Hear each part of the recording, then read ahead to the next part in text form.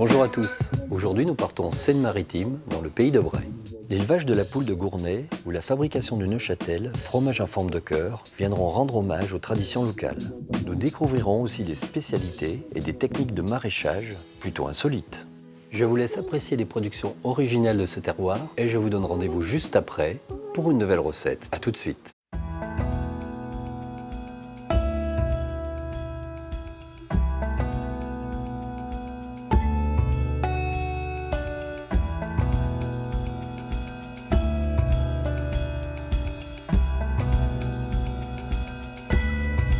Au nord-ouest de la France, la Normandie est connue pour être une terre généreuse et fertile. La Seine-Maritime offre de nombreux paysages, mais surtout une campagne préservée. Au cœur de ce département, le pays de Bray dévoile de riches prairies verdoyantes et un bocage arboré. Il vient se nicher dans un creux entre deux plateaux. La vallée creusée par les eaux s'étend sur 80 km et se pare de nombreuses collines, dessinant un relief tranchant avec la monotonie des plateaux environnants.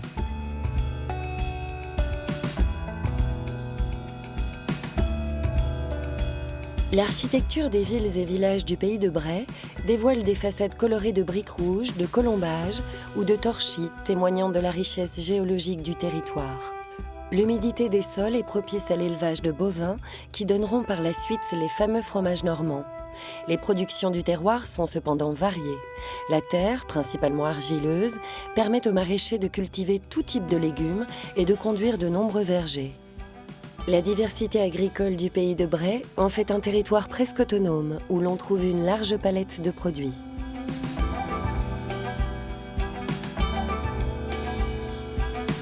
Aux premières lueurs du jour, à quelques kilomètres de Neuchâtel-en-Bray, le travail commence dans la ferme d'Amélie. La journée s'écoule ici au rythme des vaches et démarre par le soin aux veaux qui ont tout juste une quinzaine de jours. Alors les vaches, il y a la traite du matin, la traite du soir, c'est ce qui ponctue la journée, on va dire. Et après, entre deux, il y a nourrir les animaux, parce qu'il y a les vaches laitières, mais après, il n'y a pas que les vaches laitières. Il y a tout ce qui va avant, c'est-à-dire les petits. Donc, parce qu'on élève les animaux, il faut les élever avant de les traire, on va dire. Il faut déjà les élever quasiment 2 ans, 2 ans et demi.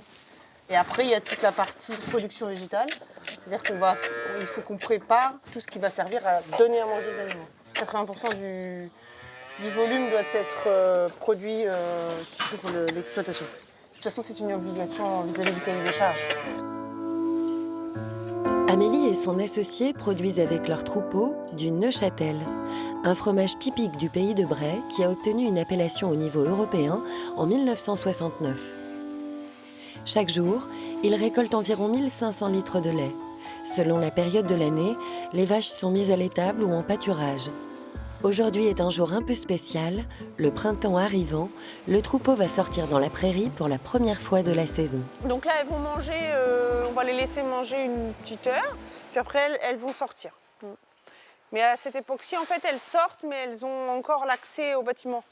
En fait, elles sortent autour, là, et du coup, elles peuvent revenir.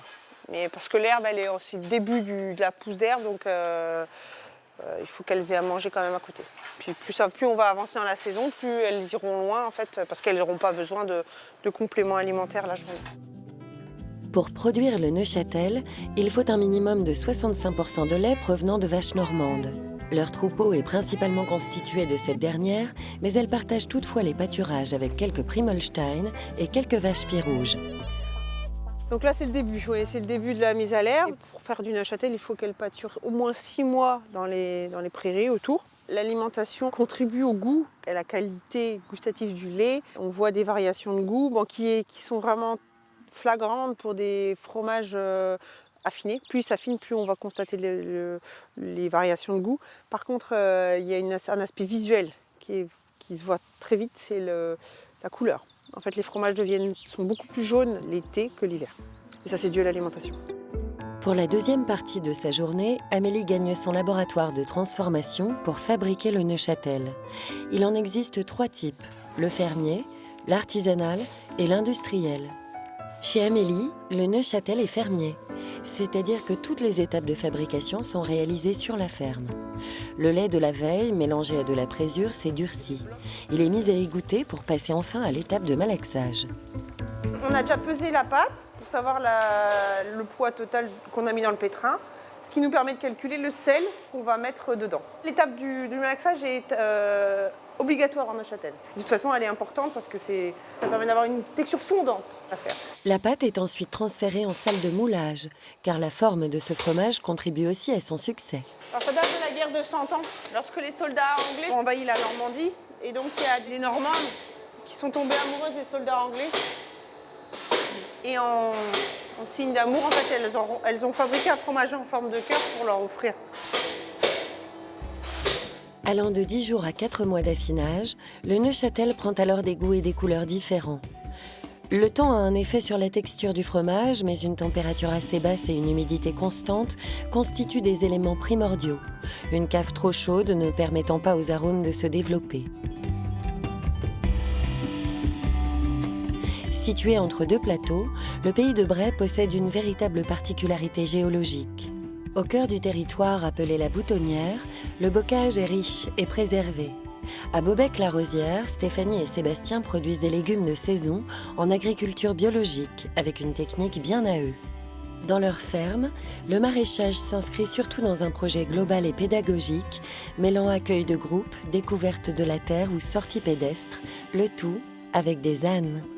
Mais ils ont leur caractère en fait, ils ont leur caractère, donc du coup, Pépette elle paraît petite, elle paraît peu forte et en fait elle a une bonne endurance, elle a un rythme régulier, elle est constante en fait. Et elle, on l'a eu tout bébé, donc elle a complètement été éduquée sur la ferme, elle fonctionne à la voix elle, complètement. Allez, on va bosser un petit peu, tiens, on va refaire l'exercice. C'est la chérie de Sébastien. Oh là. Oh là, mon pépère. Oh là. Oh là. Allez. Bouge mon pépère. Oui. Alors. Depuis une dizaine d'années, Stéphanie et Sébastien mènent ce projet dans l'ancienne ferme du père de Sébastien, dont ils ont entièrement retapé les bâtiments avec des matériaux écologiques. L'idée a germé au fur et à mesure et porte maintenant ses fruits. Donc c'était nos 2 premiers ânes, ça. Ouais. Mais Pépette avait 6 mois. Nesquik qui devait avoir 7 ans à l'époque. Et puis maintenant, on en a 14. C'est des animaux qui sont là vraiment très très proches de l'homme pour rendre service. Et ça contribue à la bonne santé de l'animal. Et quand ils ne sont pas utiles dans un projet, aussi bien faire la randonnée qu'à travailler la terre, bah moi je vois bien, ils s'ennuient, ils ont des problèmes de santé parce qu'ils ne sont pas assez actifs. Et ça, c'est pas leur rendre service, quoi. C'est pas des tondeuses à gazon. Et c'est des animaux très appropriés pour la production de légumes. On n'a pas l'appréhension de les mettre dans les parcelles. Ils sont vraiment posés. Le couple travaille la terre avec d'anciens outils adaptés aux ânes. Les méthodes peuvent être différentes. Les ânes peuvent se conduire seuls ou à deux. L'animal apporte de la précision dans le travail des parcelles et les outils utilisés ne sont pas agressifs pour le sol. Avec leurs 4500 m² de parcelles maraîchères, leur projet n'est pas grand, mais il permet d'initier toutes les autres activités de la ferme et notamment de fournir chaque semaine une vingtaine de familles sous forme de paniers. Oh là. Alors moi, ce que j'aime bien là, c'est ça. C'est que du coup, on a vraiment aéré. On a juste donné un petit coup et là, toute la terre, elle va respirer, quoi. Elle va être bien là. Voilà, là on la voit bien disponible, sans avoir bouleversé la vie du sol, quoi. Allez, hop, hop. Et c'est reparti. Hop, hop. Ça nous fait gagner du temps avec notre petit projet, comme on peut le regarder d'extérieur. C'est impressionnant, quoi. Le gain de temps par rapport à quelqu'un qui travaille à la main, ça n'a rien à voir. Nous, c'est très approprié notre projet.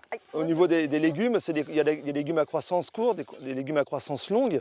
Et du coup, de revenir sur des parcelles des légumes à croissance courte, sans avoir à démonter toute ma parcelle, juste avec 2 ânes, je peux reprendre 2-3 buts. Et j'optimise comme ça mes espaces, sans avoir une largeur de travail de passage de roues de tracteurs. On a développé ici un lieu Au départ pédagogique autour des ânes, avec un accueil d'enfants en randonnée itinérante avec les ânes. Et au fur et à mesure, on a développé de plus en plus d'activités autour de l'âne, à savoir l'attelage, mais également en fait, la force de traction animale pour le maraîchage. Nous, on est rentré dans le maraîchage par les ânes, et du coup, le maraîchage nous a intéressés et on s'est formé au maraîchage. On a trouvé un équilibre parfait. J'aimais avoir les mains dans la terre, Stéphanie aussi. Et donc voilà, du coup, je me sens paysan animateur. C'est vraiment ça, les valeurs agricoles, les défendre auprès des enfants qui viennent dans notre structure, même des familles, même des gens qui viennent en chambre d'hôtes, sont très curieux de comprendre comment ça se passe. Travailler en accord avec la terre et les animaux est une évidence pour Stéphanie et Sébastien. En poursuivant la route dans le bocage du pays de Bray, un autre maraîcher travaille de concert avec les animaux. Plus insolite encore, Guillaume a décidé de produire des salades et des plantes aromatiques avec l'aide de truites arc-en-ciel. Installé à Saint-Victor-l'Abbaye il y a 3 ans, il a réhabilité de vieilles serres pour mener à bien son projet d'aquaponie. L'idée, c'est de pouvoir récupérer l'eau ainsi que les déjections des poissons, les filtrer. Et l'idée, c'est de faire pousser des plantes, en fait, de réutiliser l'eau enrichie avec les déjections des poissons pour pouvoir produire du végétal. Donc moi, j'ai 2 bacs de 3 mètres cubes où j'introduis 250 poissons ils sont à peu près à 100 grammes. Ça fait 25 kg de poissons que je fais monter jusqu'à 300-350 grammes pour avoir une truite portion. Sur l'ensemble de la serre, je produis annuellement environ 1,2 tonne de truites. Et tout est transformé ensuite ici à la ferme pour proposer des filets de truites fumés. C'est vrai que dans le modèle économique initial, la revente des poissons grossis me couvrait mes charges d'achat justement de l'aliment et des alevins. Et le bénéfice se faisait sur les végétaux. Dans la réalité, étant donné que je transforme les poissons, c'est vrai que l'atelier piscicole économiquement tire un petit peu le système. Mais grosso modo, les déjections des poissons, ça me fait de l'engrais, je dirais, entre guillemets, gratuit. Et tout ce qui est atelier végétal, c'est du bonus par rapport à une pisciculture classique. En fait. Guillaume n'était pas forcément destiné à produire des plantes en aquaponie. Ayant récupéré les serres gratuitement après un éco-volontariat à Madagascar sur la rizipisciculture, l'idée a germé. Là, on va faire des petits semis de mesclun. Qu'est-ce qu'il me manque ? On va faire de la mizuna, chou salade mizuna. Hop. Ce principe, adopté par seulement 15 personnes en France, se rapproche de l'hydroponie, car les racines des plantes poussent directement dans l'eau. Mais à la différence de cette dernière, les apports nutritifs sont totalement naturels. Il n'y a aucun additif chimique et le système s'avère très économe en eau, car il fonctionne en circuit fermé. Une technique écologique et moderne qui correspond bien aux idées et à la volonté de Guillaume. Il y a tout à faire, que ce soit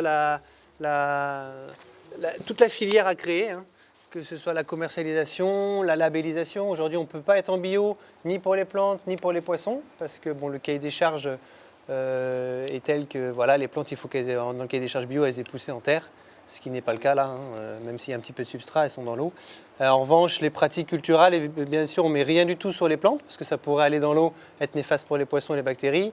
Pareil pour les poissons, moi je leur donne de l'alimentation bio et je leur fais aucun traitement. Si j'ai un petit peu de pucerons de temps en temps, quelques chenilles, je fais de la lutte par des auxiliaires de culture. Donc j'ai introduit des larves de chrysopes, des larves de coccinelles, des auxiliaires de culture en fait, qui vont permettre de combattre les pucerons ou les autres insectes. Pour le moment, Guillaume cultive et vend directement sur sa ferme des légumes-feuilles, peu exigeants en nutriments.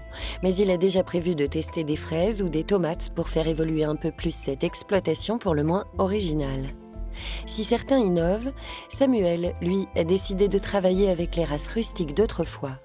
Installé il y a seulement 3 ans dans sa ferme à la Bellière, ce passionné d'élevage de volailles est le seul du pays de Bray à travailler avec la poule de Gournay, une race rustique de Normandie qui a bien failli disparaître. Ça c'est de l'aliment pour poussins. Au fur et à mesure qu'ils vont grandir, je vais augmenter le blé aplati et je vais diminuer l'aliment poussin. Donc le blé aplati, c'est ça, c'est du blé beaucoup plus facile à digérer pour eux. Chaque jour, c'est le même rituel. Il se rend dans les parcs pour lâcher les poules.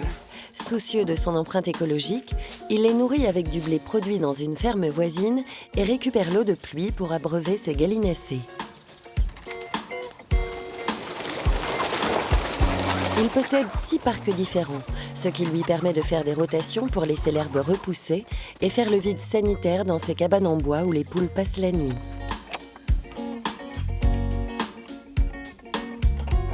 Pourquoi cette race-là? Parce qu'elle est complète, elle est jolie, donc pour l'ornement, une bonne pondeuse, et aussi au niveau de la chair, qui est une chair qui est très moelleuse et très goûteuse. Et en même temps, pour participer aussi à la sauvegarde d'une race qui était en voie de disparition. Bon, il y a encore du travail, mais ce qui est paradoxal, c'est que si on veut sauver une race, il faut la manger. Du moment qu'on en produit pour en manger, on en produit beaucoup plus. Elle est jolie. Et puis j'ai eu le coup de cœur. Après, en plus petite quantité, j'ai d'autres races. En Normandie, c'est l'une des régions où on est le plus riche en races, en différentes espèces. Je n'ai pas encore fait, je voudrais faire quelques petits parcs de 10 mètres carrés pour mettre 3 poules, un coq dedans, pour après le côté aussi pédagogique aussi. Moi, mon but, c'est ça, c'est de faire un mini conservatoire aussi. Et puis, il y a plein de gens, c'est ce qui est normal, hein, quand on n'est pas du milieu, on ne peut pas savoir, mais j'ai plein de gens qui viennent et disent « Ah, je ne savais même pas qu'il y avait des races normandes. » Mais j'ai oui, il y en a plein. Samuel s'occupe ensuite des jeunes. Encore trop fragiles pour sortir, elles devront attendre les premières chaleurs printanières pour fouiller et gratter la terre. La poule de Gournay supporte mal l'enfermement et Samuel ne pourrait concevoir de les élever en batterie comme cela se pratique dans le secteur industriel. Il se plaît à dire que c'est à l'éleveur de s'adapter à ces animaux et pas l'inverse. Les poulets fermiers, c'est 15 semaines environ, donc c'est beaucoup plus long à élever. C'est pour ça que c'est qu'elle a disparu, parce que c'est pas rentable pour les industriels.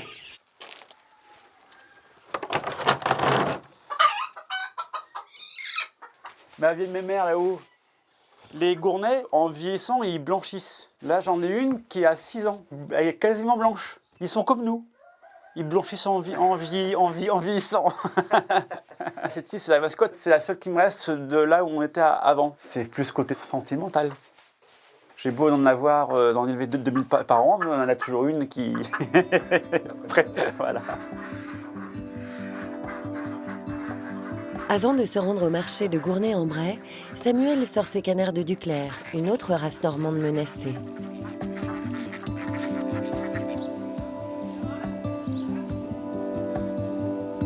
Véritable ambassadeur des races locales, il est le seul à vendre la poule de Gournay au marché vivant aux volailles, qui a lieu chaque semaine et attire amateurs comme professionnels. Moi j'ai souvenir, j'étais tout petit, déjà avec mes grands-parents ici. J'avais moins de 10 ans, j'ai des souvenirs que c'était au même endroit, comme tous les gamins d'ailleurs, on venait pour voir les lapins, les oies, les canards. Et je n'aurais jamais cru pu imaginer un jour, je serais à la place derrière en fait le comptoir. En seulement 3 ans, Samuel a réussi à se faire une clientèle. Si la robe de la Gournay en charme plus d'un pour des achats coup de cœur, elle séduit aussi beaucoup d'amateurs de races anciennes souhaitant retrouver les poules de leur enfance. Les gens qui achètent les poules de Gournay, du coup, ça permet de perpétuer aussi la race.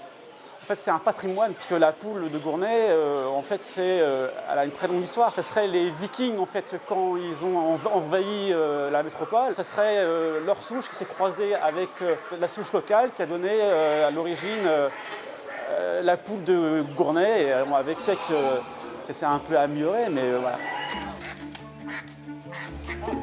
En plus de contribuer à la sauvegarde des races, Samuel remet au goût du jour les choses oubliées. En choisissant des espèces rustiques et une agriculture paysanne, l'éleveur ne fait pas un retour en arrière. Au contraire, il montre ce que pourrait devenir l'agriculture de demain, des productions raisonnées et respectueuses de l'environnement. À Ménilmogé, dans la ferme du Louvican, Lucie et son équipe mettent aussi un point d'honneur à fabriquer de bons produits. Ici, le lait des vaches est transformé directement. Lucie s'apprête à préparer le beurre, alors que Martine confectionne la pâte des sablés.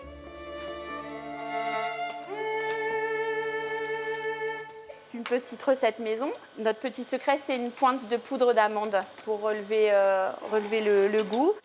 Je faisais le marché quand j'ai démarré il y a 17 ans. Je faisais le marché et puis il me restait du beurre après le marché que je n'avais pas vendu. Et je me dis, il faudrait qu'on fasse quelque chose avec ce beurre invendu. J'ai fait des madeleines pour mes enfants le mercredi. Et puis un jour, j'avais fait beaucoup de madeleines. J'ai emmené des madeleines au marché. J'ai vendu toutes mes madeleines. Et puis après, les gens m'ont dit « Ah, ben c'est bien des madeleines, mais est-ce que vous ne pourriez pas nous faire des petits sablés de nos grands-mères ?» Et voilà, ma grand-mère m'a donné une recette. Je me suis inspirée de sa recette pour créer des petits sablés voilà, au beurre de la ferme.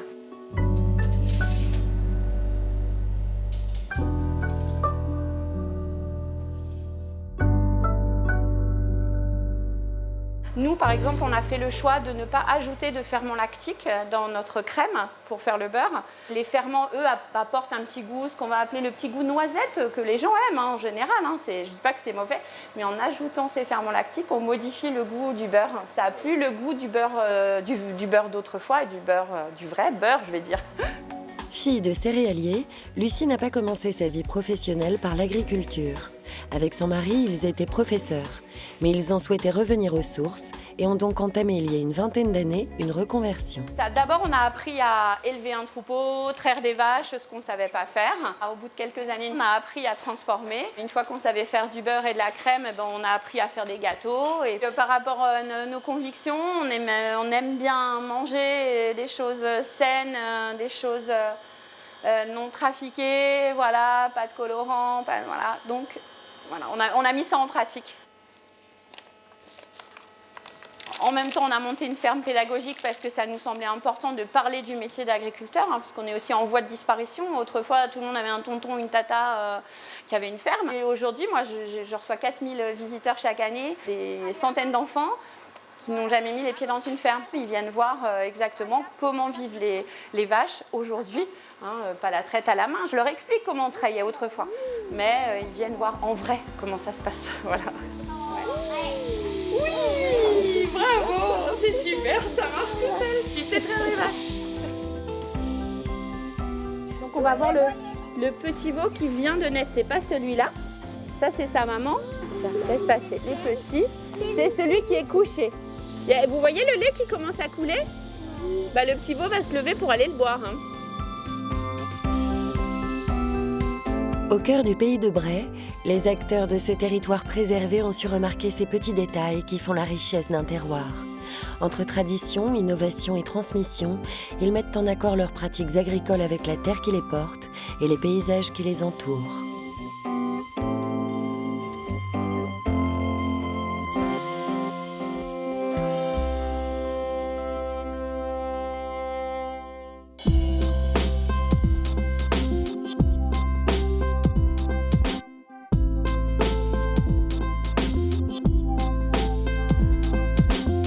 Aujourd'hui, je vous propose une poule de Gournay au pot. Pour réaliser cette recette pour 4 personnes, il vous faudra une poule de Gournay de 1,5 kg avec ses abats, ou à défaut, une poule fermière, 150 g de quasi de veau, 100 g de poitrine de porc, 750 g de carottes, 750 g de poireaux, 350 g de navets, 250 g d'oignons, un céleri, un demi-chou vert, une gousse d'ail, un bouquet garni, thym, laurier, persil, un clou de girofle, 6 branches de persil plat, un jaune d'œuf, 2 tranches de pain de campagne, rassis de préférence, un verre de lait, quelques fleurs pour la décoration. Videz la volaille, récupérez le foie, le cœur et le gésier et les hachez, réservez. Quand vous allez vider votre volaille, vous allez apercevoir une poche verte. Attention de ne pas la percer, c'est le fiel, car cela donnerait de l'amertume. Mettre le pain à tremper dans le lait. Hachez au couteau le quasi de veau et la poitrine de porc, en enlevant bien les cartilages, puis mélangez avec les abats. Égouttez le pain de mie, hachez la gousse d'ail, ciselez le persil et en réservez un quart pour la finition. Mélangez le reste avec la viande, le pain de mie, le jaune d'œuf et l'ail. Salez, poivrez. Une petite variante pour la recette, vous pouvez remplacer le pain de mie par du pain d'épices. Attention, vous allez apporter des petites notes légèrement sucrées, donc soyez généreux avec le poivre. Farcir l'intérieur de la poule avec ce mélange. Bridez la volaille afin que la cuisson soit bien homogène. Glissez la ficelle sous le croupion, prendre le haut des cuisses, passer le long des filets, puis entre les cuisses, revenir par le dessous de la volaille, prendre les ailes et faire un nœud. Mettre la volaille dans une grande marmite et couvrir d'eau froide, amener à ébullition et laisser mijoter 1 heure à feu doux. Coupez tous les légumes, puis les oignons en quartier et en piquer un avec le clou de girofle. Mettre dans la marmite avec le bouquet garni. Assaisonner, couvrir et laisser mijoter 1h30. La cuisson terminée, sortez la volaille et les légumes. Puis, retirez l'excédent de gras à la surface du bouillon. Pour le dressage, déficelez la volaille, levez les cuisses et les filets et prélevez la farce. Dans une assiette légèrement creuse, déposez un morceau de volaille, un peu de farce, entouré de légumes et arrosé de bouillon. Parsemez du reste de persil ciselé et de quelques fleurs. Je vous souhaite une excellente dégustation et je vous dis à très vite.